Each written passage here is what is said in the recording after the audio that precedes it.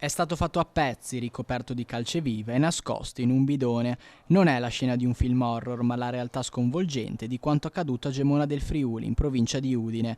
Il corpo senza vita di Alessandro Venier, 35 anni, è stato trovato questa mattina all'interno di un garage in via dei Lotti, adiacente all'abitazione dove viveva.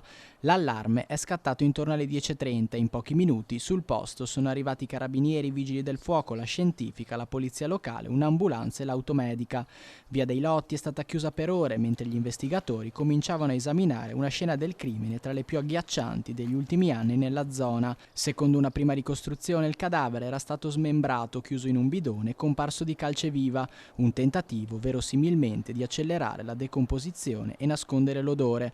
All'interno dello stesso garage è stato ritrovato anche il cane di famiglia, un pastore maremmano, chiuso lì da almeno una settimana. Non si esclude che, rimasto intrappolato e senza cibo, possa aver cercato di nutrirsi con ciò che ha trovato.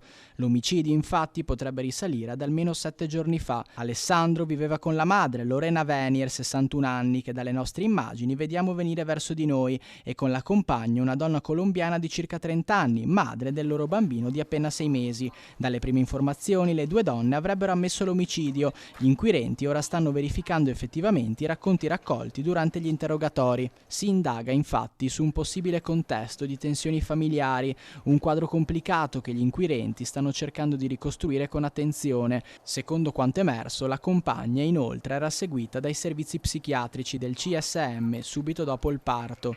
Nel frattempo la bambina è stata affidata ai servizi sociali, che ora ne hanno preso in carico la tutela. Le indagini sono in pieno corso, si lavora per capire cosa sia accaduto davvero in quei giorni e cosa abbia portato a una morte così atroce. Intanto Gemona è sotto shock, la notizia si è diffusa rapidamente e l'intera comunità si interroga sconvolta davanti a un crimine maturato nel silenzio di una casa apparentemente normale. Non essendo coscritti non frequentavamo le stesse compagnie, insomma avevamo una certa distanza d'età e quindi era parecchio tempo che non lo vedevo, sapevo che lavorasse all'estero, comunque si trasferisse all'estero spesso, era un bel po' che non lo vedevo.